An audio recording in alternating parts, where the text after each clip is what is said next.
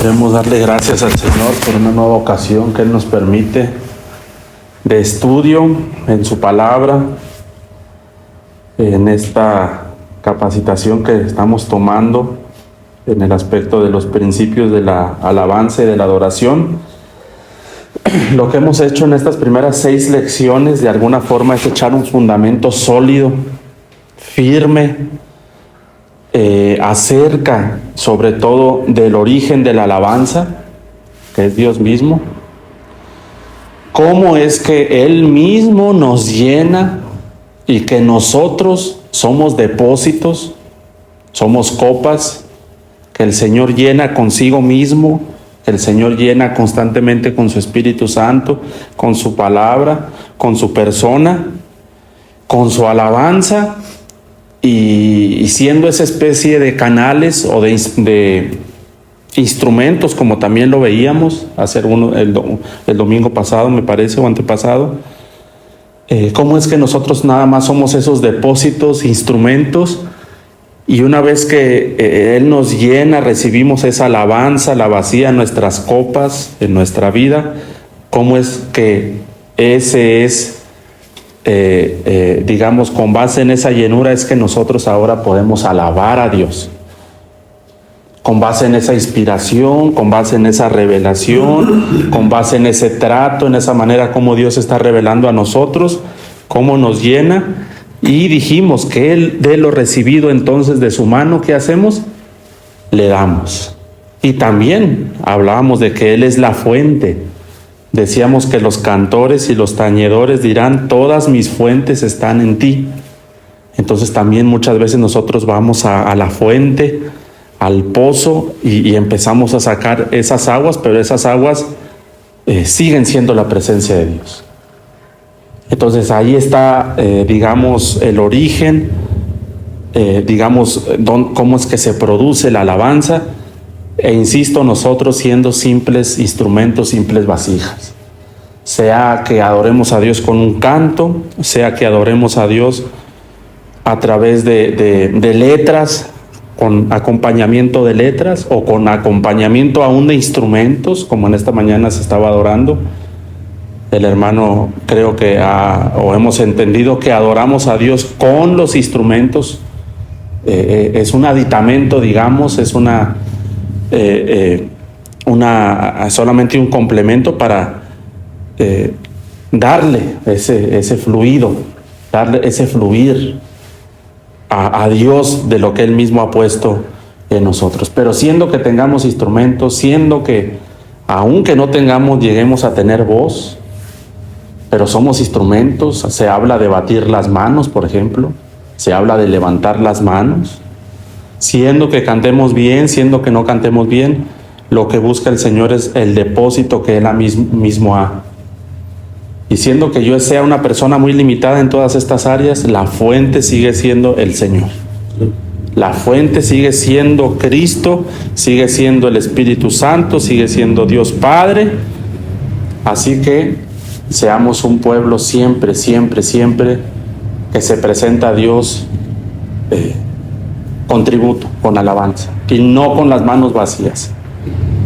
Muchas veces esos pasajes se relacionan solo al dinero, y bueno, si se puede aplicar así, pero hermanos, yo creo que Dios lo que está buscando en nosotros es lo espiritual, más que lo material, lo espiritual, lo que Él mismo ha puesto en nosotros para ser un pueblo que le adora, no solamente los domingos o los sábados, andar en alabanza y adoración. Por eso el Padre está buscando a esos adoradores que le adoren en espíritu y en verdad. Ahora digo esto y retomo un poco el fundamento que hemos echado, porque estas lecciones que vienen tienen que ver, sobre todo, una vez echando la verdad. Vamos a ver aquí probablemente, y estaremos tocando constantemente el fundamento, pero ahora vienen estas lecciones, las de hoy y de mañana, que precisamente tienen que ver con lo que el hombre ha hecho, y aún el pueblo de Dios, a veces de sustituir la presencia de Dios por la presencia del hombre mismo. La hemos muchas veces sustituido la presencia de Dios. Hemos cavado cisternas, dice Jeremías, cisternas rotas, que no retienen agua. Y hemos cambiado muchas veces la fuente, hemos cambiado al Señor. Entonces, en esta ocasión, este tema 7 se titula de esta forma. Vamos a ver por qué, lo vamos a desglosar. Grecia, el cuerno pequeño y el continuo sacrificio. Vamos a desglosarlo poco a poco, porque de entrada deben recordar ustedes que en la Biblia se habla, por ejemplo, de varios imperios. Se habla, por ejemplo, ustedes han leído acerca de Nabucodonosor y Babilonia, Asiria, que fueron los que se llevaron a las 10 tribus, ustedes recordarán. Se habla también de los persas con un famoso Ciro. Recordarán que también la Biblia habla de Roma, principalmente en el Nuevo Testamento. Todo ahí está hablando de Imperio Romano. Pero también la Biblia habla, hermanos, un poco de este imperio llamado Grecia. Ahora, de Grecia no vamos a hablar, hermanos, naturalmente, sino espiritualmente. Porque estos griegos tienen una influencia tremenda para con el pueblo de Dios y tienen una influencia tremenda, espiritualmente hablando, con lo relacionado a el tema de la alabanza y la adoración del pueblo de Dios.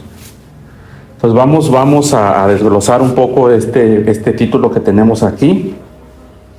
Y lo primero que yo quisiera invitarles es al libro del Cantar de los Cantares, capítulo 4, verso 8, porque lo primero que queremos ver en esta ocasión es que hay un llamado de parte de Dios.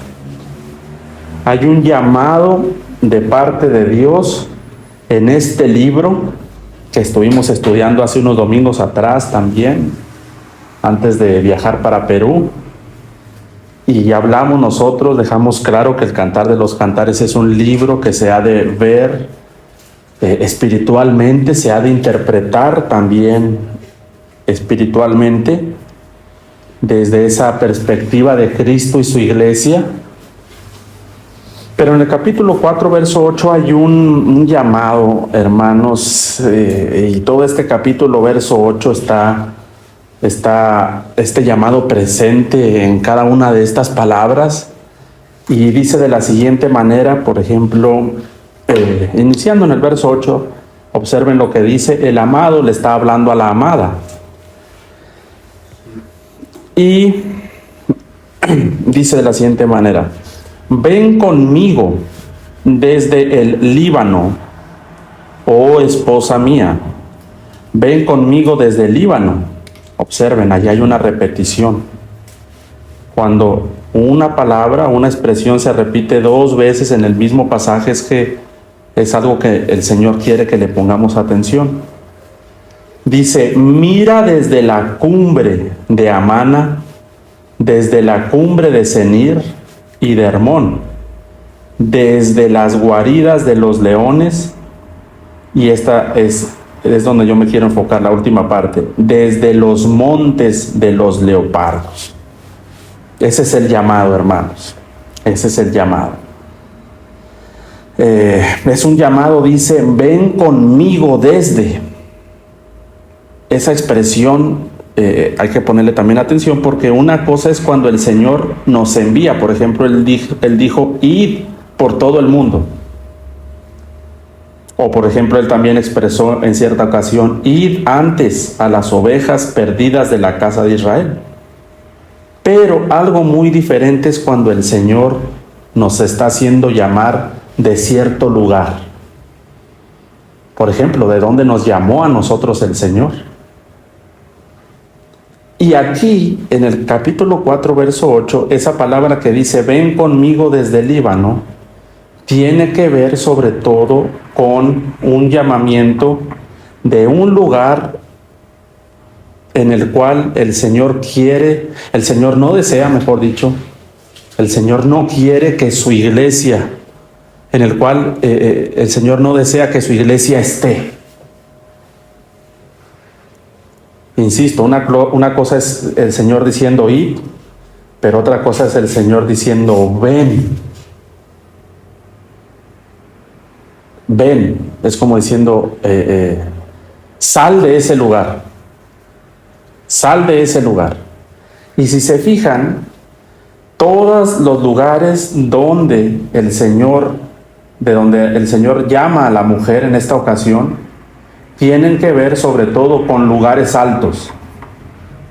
Fíjense, por ejemplo, la cumbre de Amana, la cumbre de Senir y de Hermón, las guaridas de los leones, y luego al final, los montes. ¿Se dan cuenta? Son lugares altos, por eso aquí no se ve bien la diapositiva, pero yo había puesto una montaña, un monte. Entonces hay lugares de donde el Señor definitivamente nos llamará cuando nosotros hemos perdido, digamos, el camino, la ruta. Si ustedes leen todo el capítulo, todo el cantar desde el capítulo 1, hay varios lugares donde la mujer está y el Señor no tiene problema que la mujer esté en ese lugar. Por ejemplo, el Señor está, la mujer está en el capítulo 1 en las cámaras, dice que el amado la ha metido en sus cámaras. En el capítulo 2 ella está, por ejemplo, en la cumbre, en la peña, dice. En el capítulo 3 ella está en su lecho buscando a su amado. Y finalizando el capítulo 3, lo pueden leer, ella está en la carroza de Salomón. Pero de esos lugares el Señor nunca le dice, ven de ahí, sal de ahí, desciende de ahí. Solamente en estos lugares del capítulo 4, verso 8, es donde el Señor le está diciendo, ven conmigo desde el Líbano, ven conmigo desde la cumbre. O sea, eso implica baja de ahí, desciende de ahí. En ese monte no estés, en esos lugares no me agrada que estés. Y hermano, esta es una mujer, digamos, que está en un lugar muy encumbrado, hermanos. Muy encumbrado. Partes altas, cumbres. Y hermanos, así está, quiero decirles que muchas veces así está el hombre en el tema de la alabanza y de la adoración. Es un hombre que se encuentra muy encumbrado en el tema de la alabanza y de la adoración. Está muy encumbrado, está en lugares altos.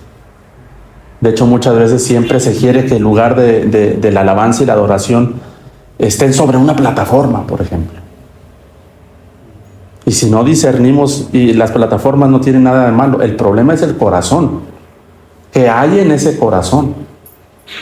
El problema siempre será el corazón, la falta de entendimiento. Pero aquí el asunto es que el Señor, miren, bájense de ahí, y la palabra en esta ocasión particularmente sería montes de los leopardos. Ahora, ahí viene la siguiente porción. Lo siguiente que yo quiero hacer, hermanos, es ver con ustedes qué representa el monte de los leopardos. Entonces, yo les preguntaría, y les comento también aquí, y buscando Daniel capítulo 7, vamos a interpretar qué son esos leopardos, espiritualmente hablando. Porque ahí dice, ¿no? Descendamos, ven conmigo, baja de ahí, desde los montes de los leopardos. Ahora, vamos a interpretar entonces, con la ayuda del Señor, qué representan o quiénes son esos leopardos. Y para esto tenemos que ir, les digo, a Daniel capítulo 7, del verso 2 al verso 7, es donde nosotros vamos a encontrar una interpretación para lo que son esos leopardos. Daniel capítulo 7, por favor, hermanos. Y en esta visión recordarán ustedes que Daniel tiene por aquí una una visión dada por Dios, perdón. Y en el capítulo 7, verso 3 de Daniel, dice que él ve 4 grandes bestias. 4 grandes bestias. Quiero que vean, por ejemplo, en el verso 4, Daniel 7:4, dice que la primer bestia era como ¿qué? Un león. ¿Se fijan? Daniel 7:4 dice, la primera era como león. ¿Sí? La segunda, verso 5, y he aquí otra segunda bestia semejante a un oso. ¿Sí? Pongan atención en el verso 6. Después de esto miré y he aquí otra, o sea, otra bestia, la tercera bestia, semejante a ¿qué, hermanos? A un leopardo con 4 alas de ave en sus espaldas. Tenía también esta bestia 4 cabezas y le fue dado ¿qué, hermanos? Dominio. Y por último el Señor, Daniel va a mirar en el verso 7 una cuarta bestia, que es una bestia espantosa y terrible. Pero la que a nosotros nos interesa, hermanos, es la del verso 6, porque la bestia del verso 6 históricamente representa al imperio griego. Al imperio griego. Estas bestias que ustedes están viendo, hermanos, en estos pasajes, son naciones, son reinos, son gobiernos que ejercieron dominio sobre el pueblo judío. Y aquí es donde vamos a ver, por ejemplo, el león representa, hermanos, a Babilonia. Babilonia. Eso representa león, Babilonia. El oso, Persia. ¿Recuerdan cuando Nabucodonosor se los llevó al cautiverio? El león representa el primer cautiverio, que es Babilonia. Pero recordarán que después de 70 años de cautiverio babilónico, 70 años aquí estuvieron los judíos, el Señor levantó a Ciro el Grande, Esdras capítulo 1, verso 1, y ese Ciro era el emperador o el rey de este gobierno llamado Persia. Ellos son el oso. Pero después viene un leopardo, hermanos, e históricamente, después de Persia, gobernó estos leopardos que representan al imperio, hermanos, griego. Así está la cronología histórica, hermano. Nos perdemos un poco en el imperio griego porque no hay registro de ellos en la historia bíblica. Más bien, ustedes recordarán que se hace mención de los famosos 400 años de silencio. ¿Lo han escuchado alguna vez? 400 años supuestamente de silencio. Entre comillas silencio, porque Dios siguió hablando. Dios, el Dios de Israel, no duerme, no calla. Y la bestia espantosa, hermanos, quienes siguieron gobernando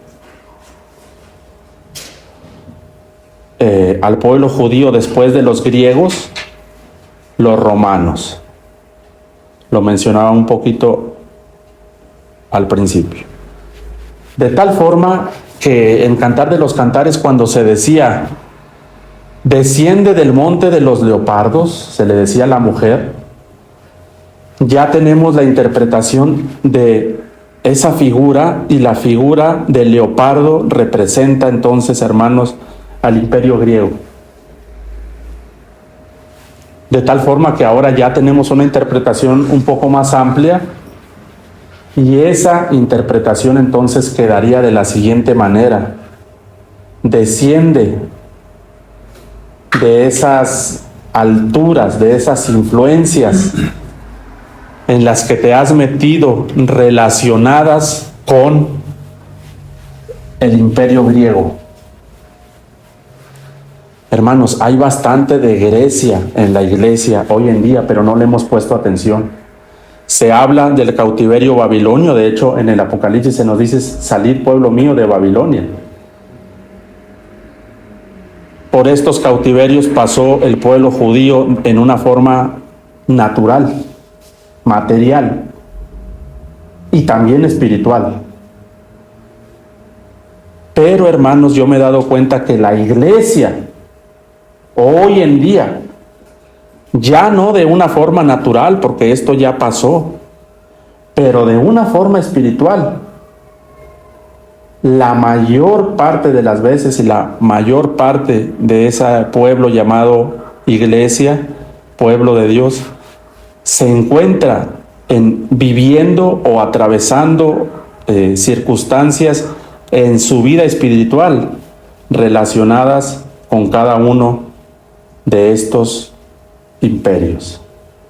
Del que más se habla es de Babilonia, pero desde hace tiempo el Señor me ha dejado ver un poco acerca de lo que hay en Persia, de lo que hay en Grecia y de lo que hay en Roma, espiritualmente hablando.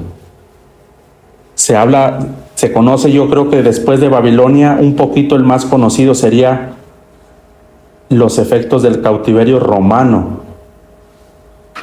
Aquí, hace algunos domingos, se hablaba de que cómo quisieron poner púrpura sobre el Señor y escarlata. Roma lo que ha hecho es corromper la imagen de Cristo. Y no solo de Cristo, ha corrompido la iglesia tradicional, o lo que hay en Roma corrompe la imagen de Cristo, la imagen del hombre la eleva a lo divino lo rebaja al hombre, etc. Aquí hay otra obra de Dios preciosa en Persia, pero hermano, esta influencia griega está muy presente. Y como iglesia muchas veces no la estamos discerniendo y no la sabemos reconocer. Pero el Señor lo conoce todo, hermano. El Señor lo sabe todo. El Señor es sabio, hermano. El Señor, hermanos, conoce todas las cosas. Y estando en el Señor, de verdad que no nos extraviaremos. El Señor sí conoce a profundidad lo espiritual de Grecia. Y ahora el Señor, fíjense, que tiene 7 ojos, la plenitud del Espíritu, Él sí sabe discernir. Y lo que ahora nuestro Señor quiere hacer es trasladarnos ese conocimiento para evitar todo lo relacionado con Grecia en el ministerio de la alabanza y de la adoración. Está bien presente, hermano, y el asunto es que no lo sabemos, no lo estamos sabiendo discernir. Y es un peligro cuando andamos en los montes de los leopardos. Por ejemplo, Apocalipsis capítulo 14, vamos a buscar. Apocalipsis 14, del 1 al 5. Para que nosotros veamos un poco por ahí esta cuestión de andar en los montes altos. Y en Apocalipsis 14, del 1 al 5, vamos nosotros a mirar unos montes donde la iglesia sí puede andar. Unos montes donde a la iglesia sí se le permite subir. Ese cantar de los cantares decía la guarida de los leones, ¿verdad? Primero, ¿el león quién es? Babilonia. Entonces hay una iglesia que está en la guarida de los leones, aprendiendo y llenándose de todo lo de Babilonia, porque de verdad que el Señor aún nos enseña a tener cuidado con aquellos con los que nos relacionamos. Dice que pueden ser corrompidas las buenas costumbres. Pero hay otra iglesia, otra parte de la iglesia que anda en los montes de los leopardos. O sea, si no están en uno, estamos en otro. Y si no en otro, en otro. Pero lo que el Señor quiere en verdad, hermano, yo les puedo decir bíblicamente, es que no estemos aquí, sino que estemos siempre en Cristo. Siempre en Cristo Jesús, Señor nuestro. Pues vamos allá al Apocalipsis capítulo 14, porque lo que quiero ver aquí con ustedes es los montes en los que sí podemos andar, hermanos.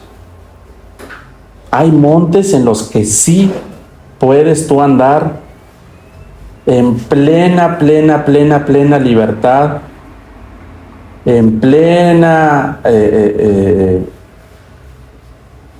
plenamente tú puedes andar en estos montes.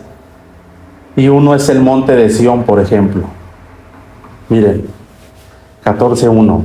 Después miré y he aquí el cordero, hermanos.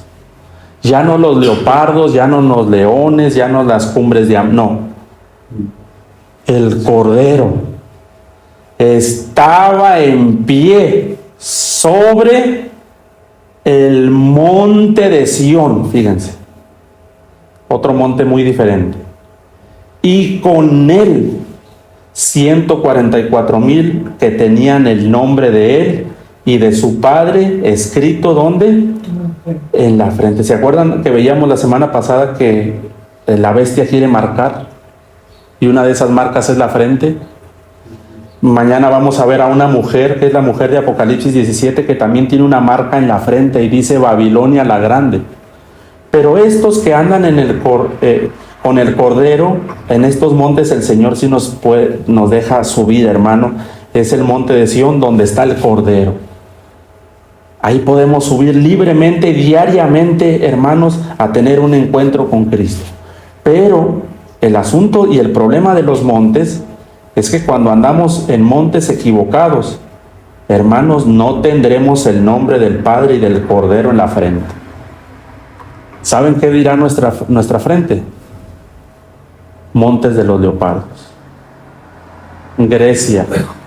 Si estamos en las cumbres o en la guarida de los leones, nuestra frente dirá Babilonia o el león. Por eso la mujer de Apocalipsis 17, el nombre es que trae en la frente, el primer nombre, ¿se acuerdan cuál es? Babilonia la Grande. Es que anda en un monte diferente. De hecho dice que está sentada sobre 7 montes.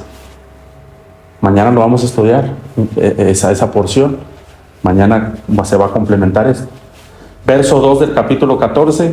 Y oí una voz del cielo como estruendo de muchas aguas y como el sonido de un gran trueno. Y la voz que oí era de arpistas que tocaban sus arpas. Esa voz, hermanos, es la voz del Señor en medio de la alabanza de su pueblo. Un efecto a esa voz del verso 2 es el verso 3. Y cantaban un cántico, ¿qué, hermanos? Nuevo delante de ¿quién? Del trono. Entonces vean que estos que andan con el Cordero en el monte Sión cantan un cántico nuevo. Hablábamos también del cántico de Moisés y del cántico del Cordero. Pero, hermanos, lo que yo quiero que vean en este verso 3 es que es un simple efecto del verso 2. Puesto que en el cielo, puesto que en ese monte donde está el Cordero en pie, hay alabanza, hay adoración que Él produce, es la alabanza que sale del trono, esos que andan, hermano, con el Cordero para donde quiera que va, tienen canto en sus bocas. Mientras tú y yo, hermanos, andemos en el monte de Sión, siguiendo al Cordero, no solamente el día domingo o sábado, hermano, un andar diario con el Señor, habrá cántico en tu boca. Habrá cántico en mi boca. Y no solamente los domingos de 12 a 12:40, hermano, constantemente habrá cántico en tu boca. Constantemente habrá cántico nuevo. una alabanza que se renueva, hermano. Serás una persona con cántico nuevo constantemente delante de Él. Y dice el verso 3 que nadie podía aprender el cántico sino aquellos 144,000 que fueron redimidos de entre de los de la tierra. Qué precioso. ¿Cuántos quieren esa alabanza, hermanos? Yo anhelo ese cántico nuevo para mi vida constantemente. Pero para eso hay que andar en los montes correctos. El asunto será, ¿qué de aquella iglesia que anda en los montes de los leopardos?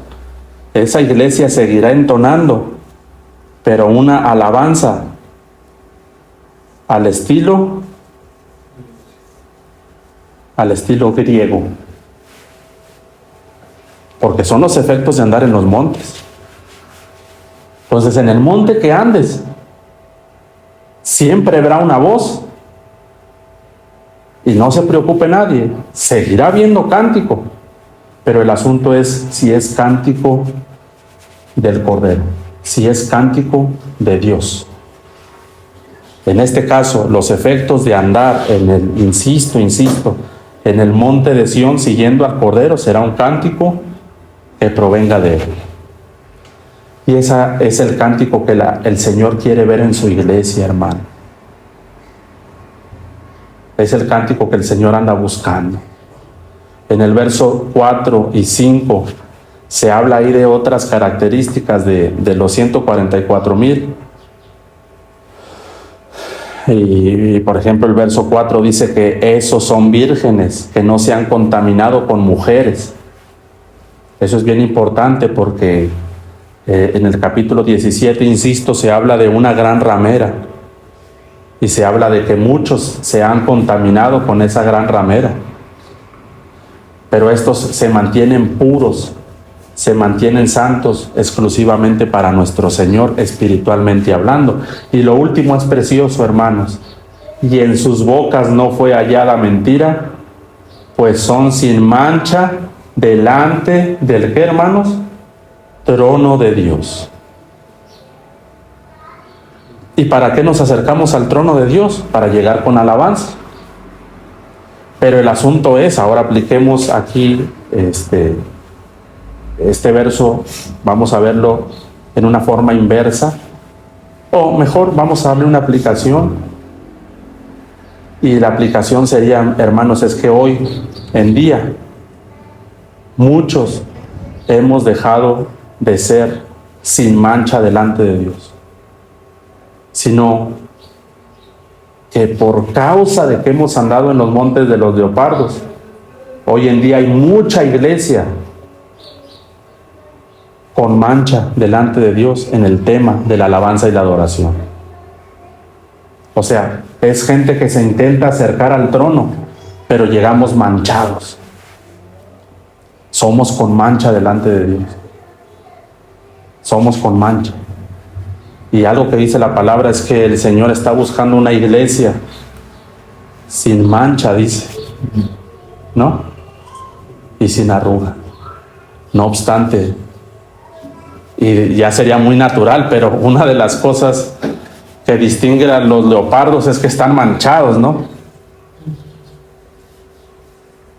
Un leopardo, creo que sin manchas, pues no será leopardo. Hasta en eso, ¿se dan cuenta? O sea, tú podemos reconocer a uno de esas bestias, de uno de esos animales rápidamente por sus manchas. Y tristemente, hermanos, el estado de la iglesia hoy es una iglesia manchada. Diría yo, una iglesia leopardo. Una iglesia que anda en los montes de los leopardos, pero bendito el Señor, que Él no nos quiere dejar en esa situación y en ese estado. Él está diciendo, vengan conmigo, desciendan de esos montes a donde se han subido. Y una vez que nos baja, nos vuelve a subir, pero ahora al monte de Sión. Hermanos, ¿cuántos quieren estar en ese monte de Sión? Constantemente. Yo sé que tú quieres estar constantemente y yo también en ese monte de Sión. Vamos a avanzar y para pasar a lo último, porque aquí es donde nos vamos a acercar Ahora vamos a hacerle un zoom todavía un poquito más a Daniel capítulo 8, vamos para allá. Y esto sería lo último. Daniel capítulo 8. Hermanos, al final, si alguien tiene alguna pregunta, alguna duda, primeramente el Señor nos ayude y podemos comentarla. Y podemos, algo que no haya quedado claro, podemos, con la ayuda del Señor, con el entendimiento que el Señor también les esté dando a ustedes, podemos, hermanos, aquí comentar. Ahí viene otra figura, ahí viene otro personaje aquí que es griego también, amados hermanos. Y todos estos versos yo les invitaría a que le dieran una repasada también, desde el verso 1 al capítulo 8. Porque en el capítulo 8, ahora, comienza por ahí una visión, otra visión que tiene Daniel, y es la visión de el carnero y el macho cabrío. ¿Sí? Es la visión, hermanos, de estas dos bestias. Es esa visión en la cual el macho cabrío, vamos a ver quién es, lo podemos nosotros leer, les digo, pero para ello al punto y no leer todos estos pasajes. Ese capítulo 8 de Daniel habla de dos bestias, y esas bestias, hermanos, son insisto, primeramente un carnero que tenía dos cuernos, y un macho cabrío que tenía un cuerno grande. Ustedes se lo van a encontrar por ahí, estoy buscando el pasaje. Ajá. Por ejemplo, 8.3, miren, 8.3. Vamos a tomar un poquito de contexto. No hay problema, tomamos contexto. Tenemos por aquí tiempo todavía. Miren, 8.3 dice: alcé los ojos y miré, y he aquí un carnero que estaba delante del río, y tenía dos cuernos, y aunque los cuernos eran altos, uno era más alto que el otro, y el más alto creció después. ¿Sí? Y dice el verso 5 ahora, Daniel 8:5: mientras yo consideraba esto, he aquí un macho cabrío venía del lado del poniente sobre la faz de toda la tierra sin tocar tierra, y aquel macho cabrío tenía un cuerno notable entre sus ojos. Esa es la visión, hermanos. Un carnero y un macho cabrío. ¿Sí? Dice el verso 6: y vino hasta el carnero de dos cuernos que yo había visto en la ribera del río, y corrió contra él con toda la furia de su fuerza, y lo vi que llegó junto al carnero y se levantó contra él y lo hirió y le quebró sus dos cuernos, y el carnero no tenía fuerza para pararse delante de él, lo derribó por tanto en tierra y lo pisoteó, y no hubo quien librase al carnero de su poder. ¿Sí? Dice el verso 8: y el macho cabrío se engrandeció en sobremanera, pero estando en su mayor fuerza, aquel gran cuerno fue quebrado, y en su lugar salieron otros 4 cuernos notables hacia los 4 vientos del cielo. Guarden el verso 8 para primero interpretar quiénes son estas dos bestias. Miren, por favor, el verso 20 y 21. Vamos poco a poco, verso 20 y 21. Vamos a interpretar quiénes son este macho cabrío y quién es este carnero. Verso 20, recuerden que las bestias siempre representan gobiernos, imperios. Verso 20 de Daniel 8 dice, en cuanto al carnero que viste, que tenía 2 cuernos, estos son los reyes de Media y ¿de qué? De Persia. Ahí tienen ustedes con la propia Biblia quién es el carnero. ¿Quién es el carnero? Los reyes de Media y de Persia, es decir, el imperio persa, simple y sencillamente. Pero ahora, ¿quién es el macho cabrío? Miren el macho cabrío, verso 21. El macho cabrío es el rey ¿de dónde? De Grecia.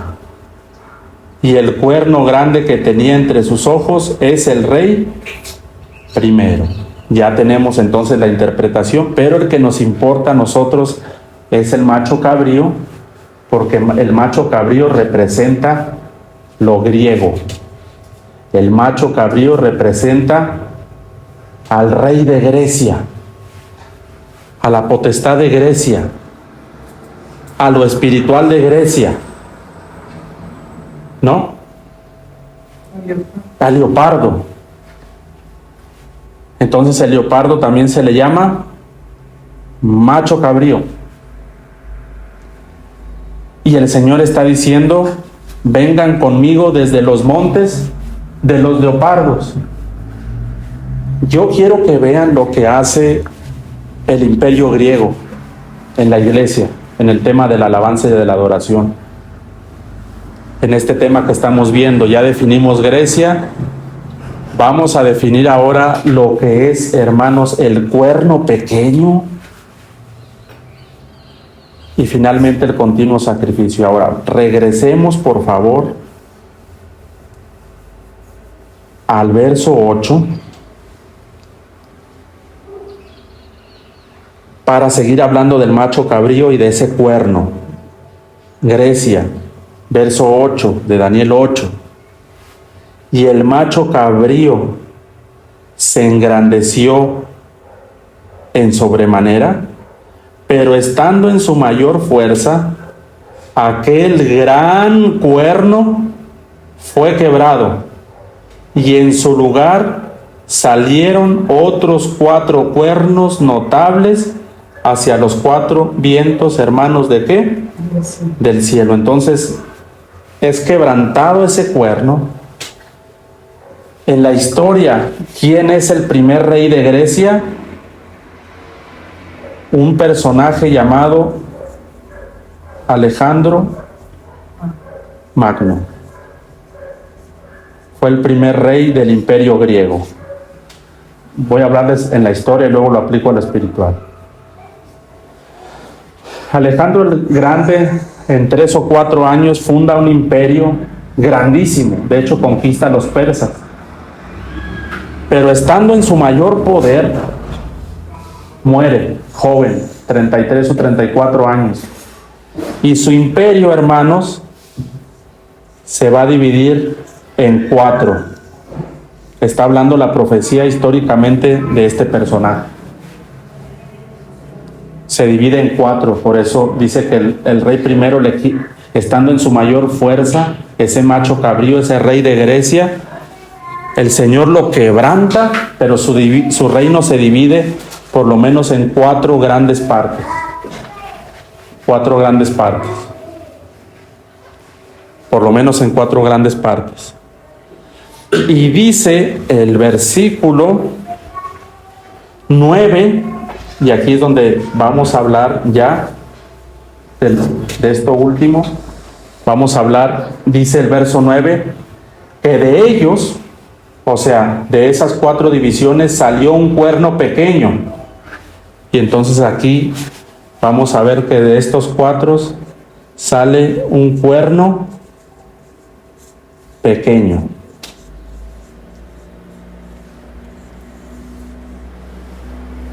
Este, hermano, es el que queremos analizar en esta última parte, porque este cuerno pequeño es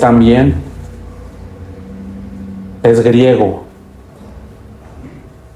es de los montes de los leopardos, este también.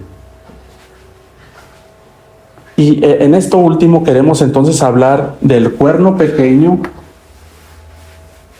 Porque yo quiero que vean, hermanos, que este cuerno pequeño tiene 4 características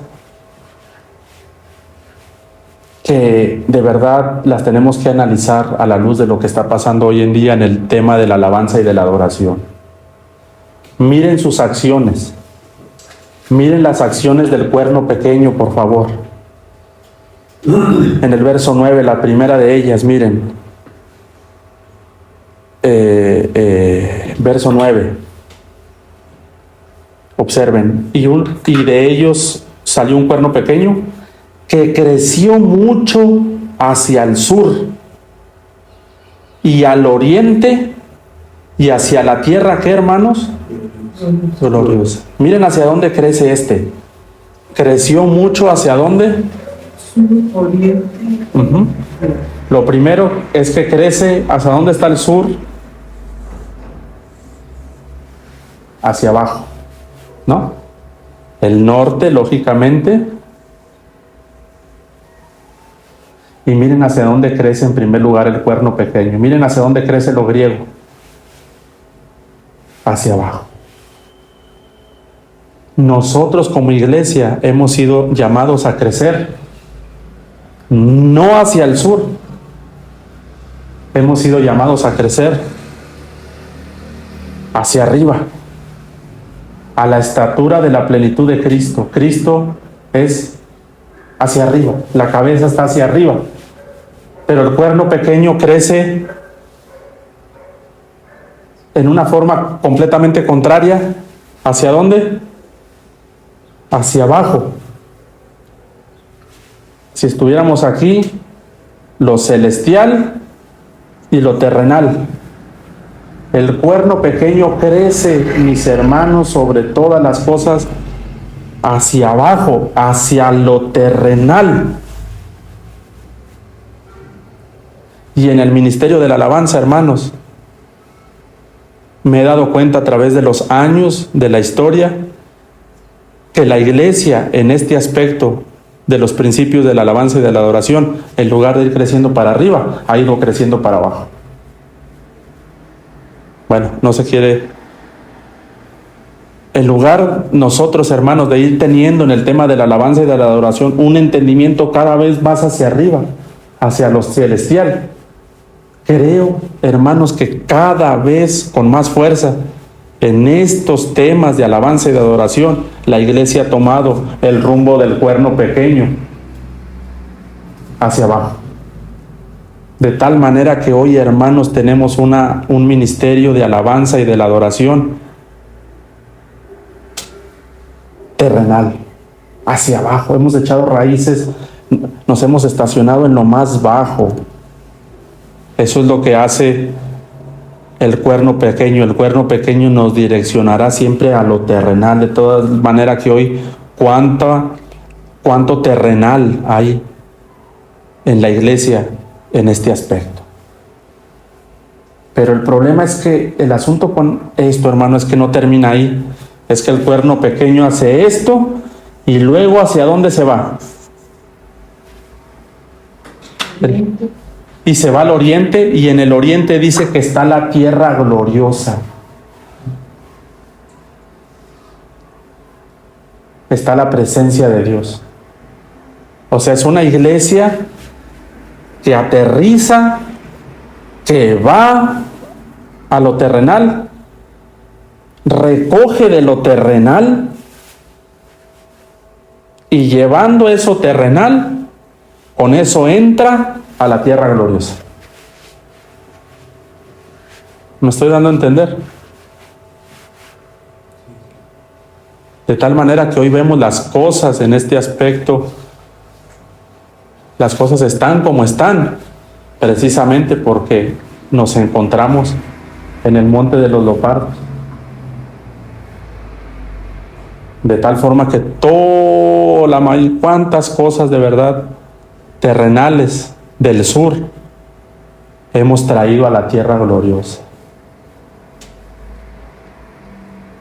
tomando de lo terrenal para implementar en la tierra gloriosa. Lo hablábamos la semana pasada. ¿De dónde sacaste esa idea. No, es que la vi en un concierto y yo creo que eso puede funcionar aquí en la iglesia, se dice. Y de hecho, hermanos, hay ministerios de alabanza en ciertos lugares que contratan músicos del mundo por la manera de tocar que tienen para que los ayude a dirigir la alabanza y la adoración los domingos.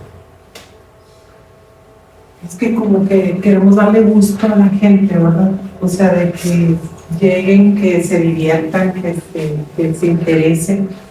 O sea, quitando que la alabanza es para Dios, no es para el ser humano. O sea, no es para comodidad o privilegio del ser humano, sino para Dios. Exactamente. Hermano, ese pensamiento, eso que se acaba de decir, que el Señor lo escriba y que andemos en pos de ese pensamiento en cada momento de nuestra vida, en nuestra mentalidad, que nos marque el Señor con ese pensamiento. La alabanza no es para el hombre, en ninguna forma ni en ningún sentido. No es para construirla a partir de lo terrenal, ni para entregársela, mucho menos la alabanza es puramente para Dios. Pero hoy en día,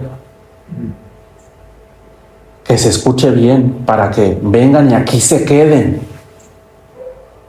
que les guste, que todo esté acondicionado para que al hombre le guste y aquí se quede. Que sea una alabanza que les agrade, que suene bien, no me vayan a sonar desafinados de ese día, porque queremos que esta alabanza le guste al hombre, que el hombre se sienta en su ambiente.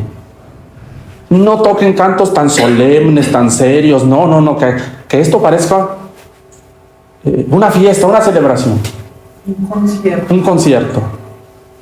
Que ellos no sientan que están en una iglesia, que ellos que no vayan a sentir que están en un ambiente así totalmente, no. Y entonces es ahí donde empiezan a descender al sur y se van a la tierra gloriosa. Entonces hemos traído humo, hemos apagado las luces, que se vea todo oscuro y que el único que brille sea el ministerio de alabanza. Les decía la semana pasada, audiciones. Y en esas audiciones, después de las audiciones, van a ver la mayor parte de las veces gente con el mejor carisma, los que mejor tocan, los más jóvenes, los más que andan a la moda. Pero hermanos, ya para convocar a audiciones. Y lo más grave, ya cuando se contratan a músicos y cantantes inconversos para que vengan y toquen muy bien los domingos, y hasta lo anuncian por las redes sociales: con nosotros el guitarrista fulano de tal, con nosotros el cantante fulano de tal, este domingo el bajista del grupo. Pesado.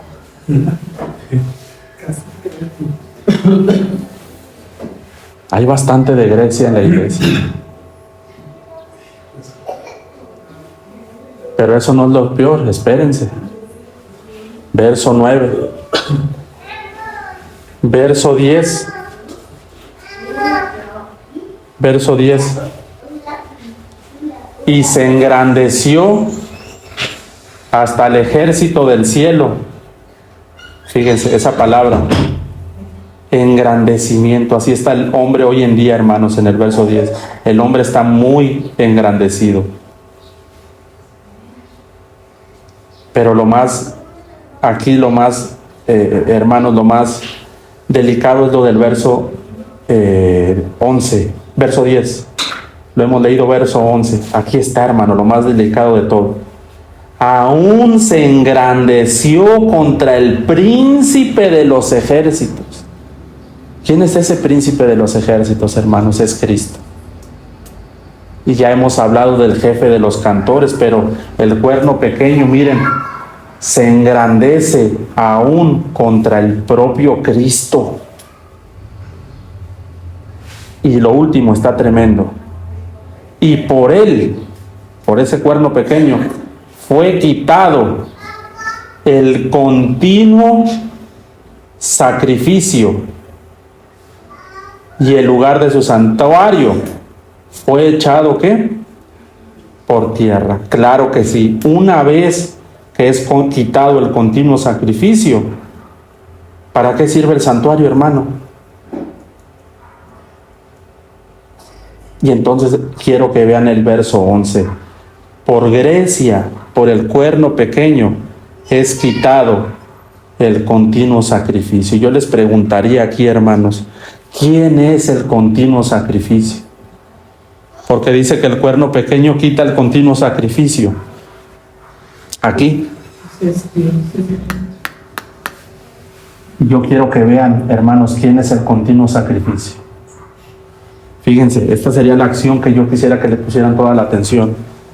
Quita el continuo sacrificio. Se engrandece contra el príncipe de los ejércitos. Ese es nuestro Cristo. Fíjense cómo la iglesia, el hombre en ocasiones se ha engrandecido. Es muy peligroso. Es una acción griega. Pero hoy en día, hermanos, la iglesia también ha quitado el continuo sacrificio. La iglesia es el continuo, debería ser el continuo sacrificio. Y miren, la iglesia también lo ha quitado, igual que el cuerno pequeño griego. La iglesia también ha quitado el continuo, ¿qué? ¿Quién es ese continuo sacrificio, hermanos? Miren, aquí en la pantalla se los pongo. El continuo sacrificio, ¿saben quién es, hermanos? Nuestro Señor Jesucristo. Él es por quien nosotros podemos ofrecer un continuo sacrificio al Padre. Miren lo que dice Hebreos 13:15, lo leímos el domingo antepasado. Así que ofrezcamos siempre a Dios continuo sacrificio. Siempre continuo. Así que ofrezcamos siempre a Dios por medio de Cristo. Por medio de Él. Fíjense. Sacrificio. ¿De qué? ¿Quién es el continuo sacrificio, hermanos? Cristo. Es decir, frutos de labios que confiesan la alabanza se trata de confesar su nombre. Pero lo que hace el cuerno pequeño, hermano, es que quita a Cristo de la alabanza. ¡Qué tremendo! Hermanos, hagamos un análisis el día de hoy. ¿Cuánto la propia iglesia no ha quitado a Cristo de la alabanza? Ahora, y aquí nunca va a haber uno, hermanos, aquí nunca va a haber uno. Ahora se dice líder de alabanza. ¿Han escuchado eso? Aquí nunca va a haber. Por la gracia del Señor, nunca vamos a tener eso. El líder de alabanza es Cristo. Pero cuando ellos dicen líder de alabanza, automáticamente es un hombre. Él es el líder de alabanza. Y generalmente es el que tiene o mucho tiempo, o el que toca mejor, o el que canta mejor, o el que estudió música. Y uno sin entendimiento dice, mira, él sería bueno que fuera nuestro líder de alabanza.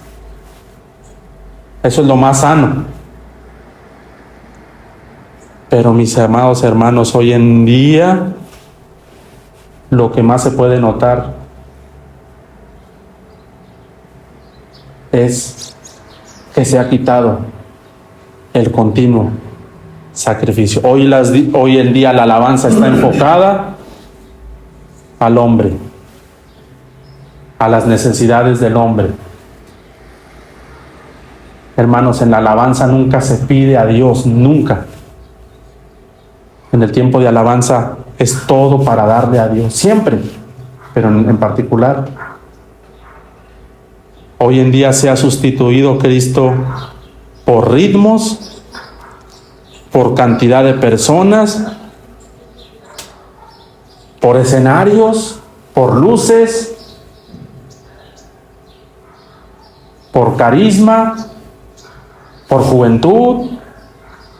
Yo vi unas audiciones para el grupo de alabanza, solo de 25 a 35.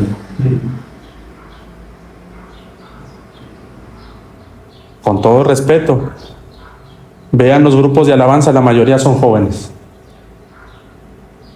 porque son los que quieren proyectar jovialidad, frescura, que sea aceptable, que se vea bien, que se vea lindo. Pero pregunta, ¿eso es el sacrificio de alabanza? Por eso, hermanos, sería bueno quitarlos a todos del medio. Ellos no son el centro. ¿Hasta cómo los ponen, hermano? A todos en medio los ponen, ¿sí o no? Sí, enfrente. Y ellos creen que son los encargados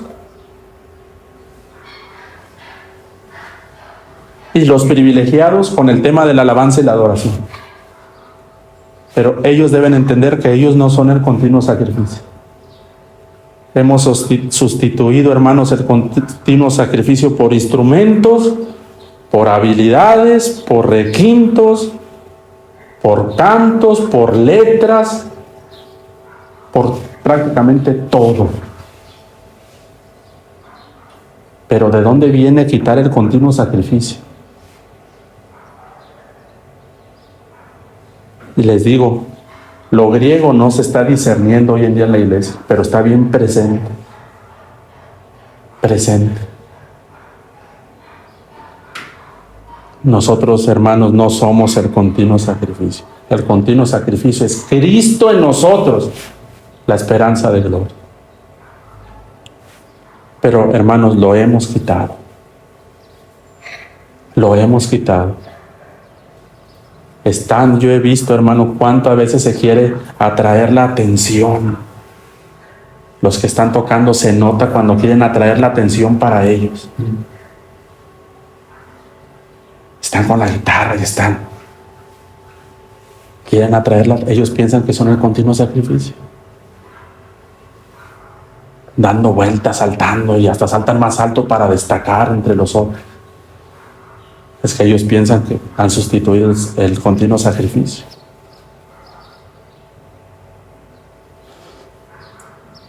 Es bien sutil, pero de verdad, ¿cuánto de Cristo hay hoy en día en la alabanza y la adoración? ¿Cuánto de Cristo? Hermanos, lo hemos sustituido. ¿A quién estamos siguiendo? No estamos siguiendo al Cordero en el monte Sión. Andamos en los montes de los leopardos. Y por eso, hermanos, y con esto termino, lo siguiente que viene en la profecía de Daniel 8. Miren lo que dice el verso 13. Entonces oí a un santo que hablaba. Eso es lo que necesitamos en la iglesia hoy en día, santidad. Y otro de los santos, fíjense, santo, santo, santo, santo, santo, santo, el Señor quiere santidad. Preguntó a aquel que hablaba, ¿hasta cuándo durará la visión del continuo sacrificio y la prevaricación asoladora, entregando el santuario y el ejército para ser pisoteados? El verso 14 es el clave. Y él dijo, hasta 2300 tardes y mañanas, pero lo último, luego el santuario será ¿qué? Purificado. Necesitamos una purificación urgente en el tema de la alabanza y la adoración, porque está contaminada, está manchada con esas manchas de los leopardos.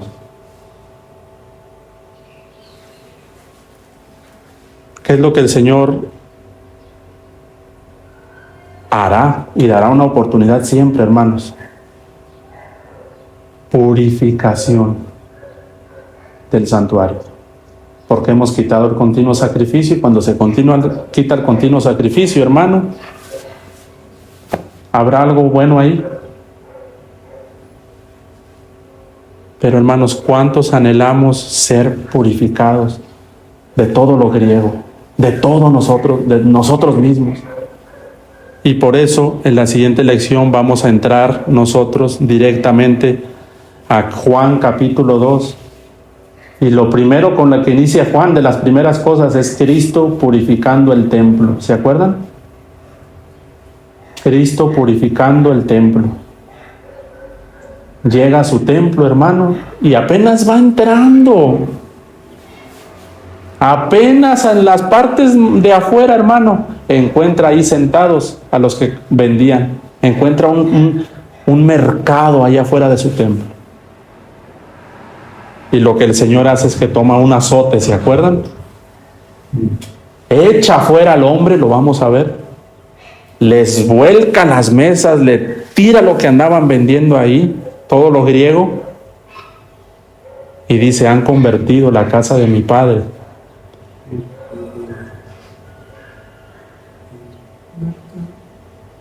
Hermano, Él también está purificándonos. Primeramente Dios y la iglesia pueda entender cuando el Señor la esté purificando. Y número 2, se deje purificar. Porque habrá muchos que el Señor les hable en esta forma, tal vez no con estos versos, pero sí como el Señor lo sabe hacer. Y ahí habrá una confrontación, purificación, o el hombre seguirá en esos montes. Y así como los he comentado que el tema de la alabanza y de adoración está sufriendo un estremecimiento, el Señor también está trayendo un estremecimiento. Y que en su iglesia exista docilidad, hermano, para decirle, sí, Señor, purifica. Sí, Señor, ando en montes equivocados. Sí, Señor, hemos quitado el continuo sacrificio y nos vamos a ver, nos hemos puesto nosotros como el centro de la alabanza y de la adoración. Lo vamos a ver al final. Vamos a ver a Jesús siendo apedreado en el templo. Qué tremendo, hermanos. Qué tremendo. Hermanos, que el Señor nos ayude. Y que si el Señor hoy quiere visitarnos con purificación, decirle, Señor, sí purifica. Sí purifícame. Yo sí anhelo, Señor, esa purificación. Y yo reconozco que muchas veces y que hemos sacado al continuo sacrificio. Y que Dios nos limpie y que Dios nos purifique cada vez más para ser un templo agradable delante del Señor. Amén, hermanos. Oremos en esta mañana. Padre, hoy venimos delante de ti, Señor, diciendo que necesitamos ser purificados, Señor. Padre, en el nombre de Jesús, reconocemos que tu iglesia se ha manchado. Hoy queremos reconocer, Señor, que tu iglesia, Señor, a tu iglesia le estás haciendo un llamado y le estás diciendo, ven conmigo desde los montes de los leopardos, desciende de ahí, porque ahí has aprendido un cántico diferente, ahí has aprendido una manera de hacer, de adorar diferente. Ahí hay un cántico, pero es un cántico inspirado en lo griego, donde no hay continuo sacrificio. Oh Señor, como tu pueblo te hemos fallado. Señor, lo hemos hecho mal. Te hemos sacado del centro de la alabanza y de la adoración, Señor, y te hemos sustituido muchas veces por la abominación desoladora, Señor. Padre, eso es nuestro estado, pero también nos muestras, Señor, que quieres hacer algo en tu amada iglesia, en tu amado pueblo, que es purificar. Padre, purifícanos. Por eso, hoy al inicio de la alabanza y la adoración, qué palabra tan preciosa pusiste en nuestra boca diciendo, purifica mis labios. Padre, purifica nuestros labios, purifica nuestra mente, nuestros ojos, nuestra manera de sentir, de ser, de pensar, de actuar, Señor, y que solamente podamos reconocer que hay un solo y continuo sacrificio que es Cristo en nosotros, que es tu Hijo en nosotros, Señor. Perdónanos cuando nosotros, Señor, nos hemos desorientado, hemos perdido el rumbo, pero una cosa anhelamos, Señor, que tú seas el centro, que seas tú y solo tú, Señor Jesús, ese continuo sacrificio. Echa todo lo griego de tu iglesia, echa todo lo griego, Señor, fuera, todo lo de Babilonia, todo lo de Roma, Señor, porque si no estamos en un estado espiritual, estamos en otro cautiverio. Y por favor, libéranos, Señor, de esta cautividad. Libéranos, Señor.